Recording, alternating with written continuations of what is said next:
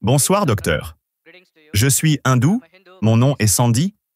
Je regarde vos vidéos sur YouTube depuis très longtemps. Étant hindou, je respecte les autres religions et je respecte Allah et le prophète Mohammed. J'ai commencé ma scolarité dans une école catholique où l'on m'a enseigné la Bible et le christianisme, ainsi que le fait que Jésus soit Dieu. Plus tard, j'ai découvert ma propre religion, étant né dans une famille hindoue. Aujourd'hui, je suis parfois attiré par d'autres religions. Et je pense qu'il y a un lien commun entre toutes les religions. J'ai une question fondamentale pour vous, docteur. Je viens d'un milieu scientifique, pharmaceutique, au Royaume-Uni, et aujourd'hui je suis consultant financier agréé. Ce que je remarque aujourd'hui, c'est qu'il y a de nombreuses religions sur la planète Terre. Si les êtres humains sont les mêmes, si les organes humains sont les mêmes, si le système corporel humain suit le même rythme cardiaque, le même flux sanguin, les mêmes oreilles, le même nez, si tout est identique chez l'être humain et que nous avons le même Créateur et que sa puissance est la même dans les religions, alors pourquoi existe-t-il tant de religions sur Terre aujourd'hui? Quel est l'avenir de la Terre? Car si je me réfère aux livres techniques, à l'histoire, l'hindouisme existait il y a des milliers d'années. Puis est venu le Seigneur Jésus, puis le prophète Mohammed. Et aujourd'hui, ce que je vois devant mes yeux, c'est qu'il y a de nombreuses religions et chaque religion a ses propres avantages et inconvénients. Donc, en tant qu'humain, je suis confus. Je suis hindou, je devrais respecter ma religion, et en tant qu'être humain, je devrais respecter les autres religions. Alors, c'est quoi la vraie vérité? Et quel est l'avenir pour les siècles à venir? Le frère pose une très bonne question. Il y a beaucoup de religions dans le monde. Il y a plus de 4000 ans, l'hindouisme existait, puis Jésus-Christ, que la paix soit sur lui, est venu il y a 2000 ans, puis le prophète Mohammed, que la paix soit sur lui, est venu il y a 1400 ans. Dans ces religions, il y a des similitudes et des contradictions. Il y a beaucoup de confusion.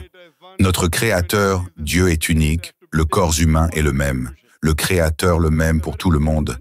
Alors pourquoi cette confusion? Je trouve que c'est une très bonne question. La réponse est donnée dans le Coran, dans la sourate Al-Imran, chapitre 3, verset 19. Il est dit que la seule religion acceptée par Allah est l'islam, qui est la paix acquise en soumettant sa volonté à Dieu. Dieu Tout-Puissant a donné une seule religion aux êtres humains. Comme je l'ai dit plus tôt, Dieu Tout-Puissant a envoyé une seule religion, mais il a envoyé de nombreux messagers. Quand il envoyait des messagers qui recevaient la révélation, avec le temps, les messages ont été altérés. Puis un nouveau messager venait, il apportait un nouveau message, les gens le modifiaient à nouveau.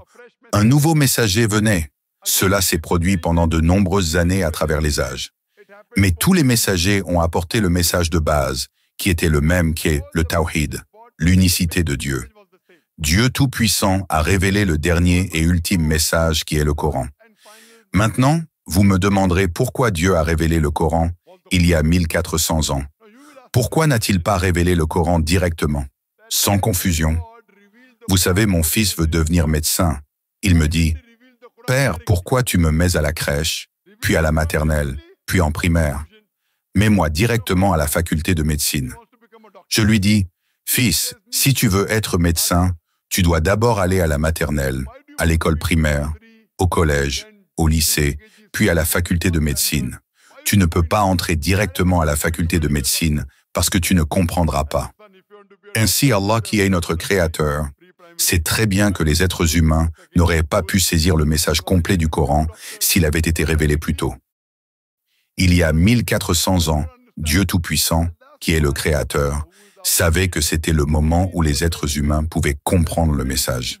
C'est pourquoi, auparavant, il envoyait des messages qui étaient temporaires parce que les êtres humains ne pouvaient pas comprendre, ne pouvaient pas saisir.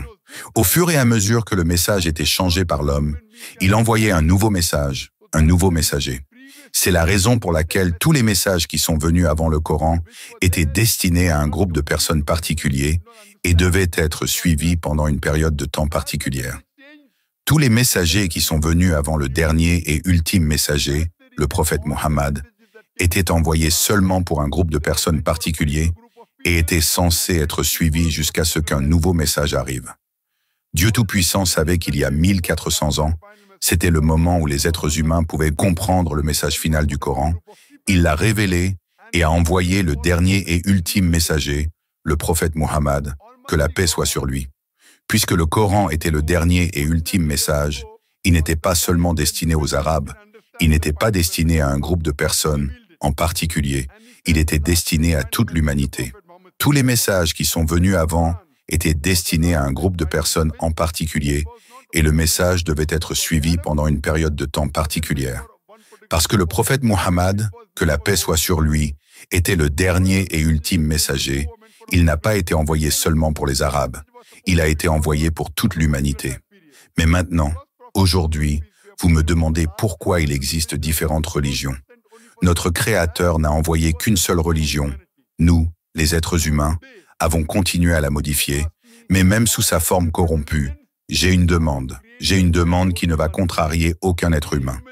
Je dis à tous ces êtres humains, croyez au moins qu'il existe une écriture qui est à 100% la parole de Dieu. Ainsi, les hindous n'auraient pas d'objection à croire que le Veda est à 100% la parole de Dieu. Les chrétiens diraient qu'ils ne voient pas d'inconvénient à croire que la Bible est à 100% la parole de Dieu. Les musulmans diront qu'ils ne voient pas d'inconvénient à croire que le Coran est à 100% la parole de Dieu. Alors je leur dis, d'accord, maintenant, convenons de suivre ce qui est commun dans toutes les Écritures. Ce qui est différent, nous en discuterons plus tard. Ne luttons pas contre toutes les différences, convenons de suivre ce qui est commun, et au moins, nous serons sûrs que ce qui est commun dans toutes les trois Écritures, c'est à 100% la parole de Dieu. Ce qui est différent, peut-être que c'est la parole de Dieu. Peut-être que ce n'est pas la parole de Dieu. Cela nous pouvons en discuter plus tard, pour savoir qui détient réellement la vérité. Lorsque nous faisons une recherche, et moi, étant étudiant en religion comparée, j'ai étudié le Veda, la Bhagavad Gita, la Bible, l'Ancien Testament, le Nouveau Testament, le Coran. Lorsque je fais des recherches, il apparaît que toutes les Écritures disent qu'il n'y a qu'un seul Dieu. Toutes les Écritures disent que Dieu n'a aucune image. Il n'a pas de photographie, pas de peinture, pas de statue, qu'il ne faut pas adorer des idoles.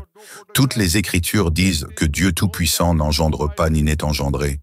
Toutes les Écritures disent que le dernier et ultime messager à venir est le prophète Muhammad, que la paix soit sur lui. J'ai cité dans la session de nombreux versets dans les Écritures hindoues qui prouvent que le prophète Mohammed est le dernier et ultime messager. J'ai cité de la Bible, j'ai cité du Coran, alors convenons au moins de suivre ce qui est commun. La Bible, le Veda, le Coran, toutes les trois disent que vous ne devez pas consommer d'alcool. Et j'ai cité les versets dans la conférence. Les trois Écritures disent que vous ne devez pas jouer aux jeux de hasard. Ils disent aussi que vous ne devez pas manger de porc. Alors convenons de suivre ce qui est commun. Alors après cela, vous devez admettre qu'il n'y a qu'un seul Dieu. Vous devez croire que le prophète Muhammad est le dernier messager de Dieu et que vous ne devez pas consommer d'alcool. Vous ne devez pas manger de porc. Pour prier, vous devez faire le sujoud, une prosternation. Tous ces points sont communs. Alors, je pose la question, si vous dites que vous êtes hindou et que vous dites que vous respectez les autres religions, je vous demande, croyez-vous qu'il n'y a qu'un seul Dieu? Selon les livres, oui. Croyez-vous que l'adoration des idoles est interdite? Je suis confus sur ce sujet. Non, c'est très clair dans les Écritures hindoues.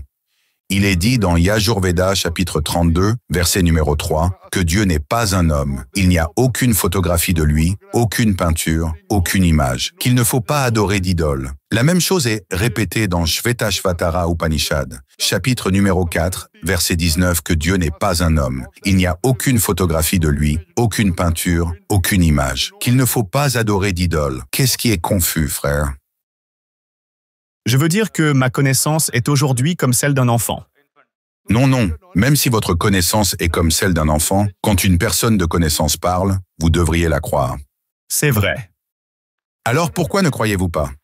Non, comme je l'ai dit, je respecte le prophète Mohammed. Non, respecter c'est une chose. Suivre en est une autre. Si vous respectez la personne, vous devez suivre sa guidée.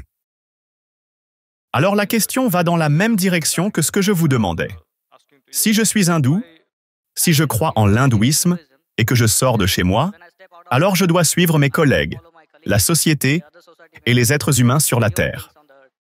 Supposons que les autres membres de la société commencent à voler.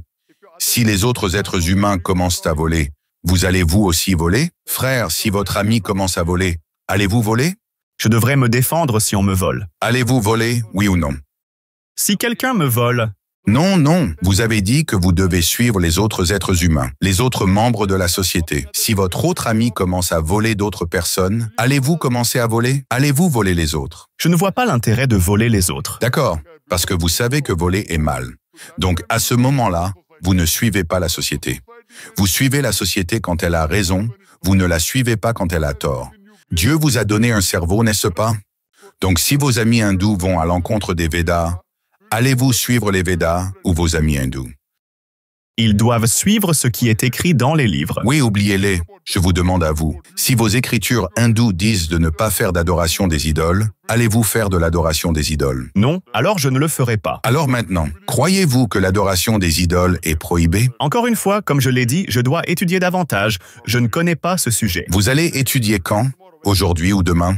Peut-être aujourd'hui ou demain. D'accord, très bien. J'ai cité beaucoup de références des écritures hindoues sur le prophète Muhammad. Croyez-vous que le prophète Muhammad est le messager de Dieu? Oui, je le crois. Si vous croyez en cela, ne devez-vous pas suivre ses commandements? Je devrais peut-être. Pourquoi peut-être? Si vous croyez, vous devez suivre. C'est simple normalement. Si vous dites « pour moi peut-être qu'il est le messager de Dieu », alors vous pouvez dire peut-être que je le suivrai. Mais si vous dites « je suis sûr qu'il est le messager de Dieu », alors vous devez aussi être sûr de le suivre. Le messager de Dieu vous a-t-il déçu? Mais en fait, dois-je être musulman pour suivre le prophète Muhammad? Non, non, vous devez aussi être un bon hindou. Vous devez être un bon hindou et un bon chrétien pour suivre le prophète Muhammad. Si vous n'êtes pas un bon hindou, si vous n'êtes pas un bon chrétien, vous ne suivrez jamais le prophète Muhammad, que la paix soit sur lui, car les écritures hindoues disent que le prophète Muhammad est le messager de Dieu, que la paix soit sur lui. Je vous ai donné des références. Si vous voulez, je peux les redonner. Voulez-vous que je vous redonne les références du prophète Muhammad dans les écritures hindoues? J'ai écouté vos références. Je dois les étudier. Très bien. Regardez maintenant. Comme ça, demain, je vous donnerai une chance de repasser avec la dame là-bas. Et à ce moment, je saurai si vous êtes véridique ou non. Aujourd'hui, cherchez sur Google, vérifiez sur le net. J'ai donné au moins 100 références. Il y en a plus de 100 dans ma conférence. Si vous regardez dans les écritures hindoues, ça parle du prophète Muhammad, que la paix soit sur lui. Ça parle aussi qu'il n'y a qu'un seul Dieu et qu'il ne faut pas boire d'alcool, pas manger de porc et qu'il ne faut pas jouer aux jeux de hasard. Ce qui est différent, nous en discuterons demain si vous revenez, mais au moins acceptons ce qui est commun dès aujourd'hui. Vous devriez être d'accord normalement. Vous disiez vouloir rassembler les êtres humains. Je vous donne donc la meilleure formule pour. Je vous encourage à suivre ce qui est unanimement reconnu dans les Écritures et le Coran. En faisant cela, vous serez fidèle aux principes de l'hindouisme et du christianisme, et vous pouvez même par la suite embrasser l'islam. Vous ne serez peut-être pas immédiatement un musulman, mais vos propres écritures vous enjoignent de suivre les enseignements du dernier messager, donc de suivre le Coran. Si vous appliquez fidèlement le Coran et les enseignements du prophète Muhammad, que la paix soit sur lui, vous deviendrez un bon musulman. J'espère que nous pourrons rediscuter de cela dès aujourd'hui ou demain, Inch'Allah, et ainsi continuer notre dialogue. Merci beaucoup, docteur. Si tu veux soutenir notre chaîne YouTube gratuitement, n'hésite pas à t'abonner et à mettre un pouce bleu. Si vous voulez savoir si le docteur Zakir Naik ment sur la Bible, alors clique sur cette vidéo.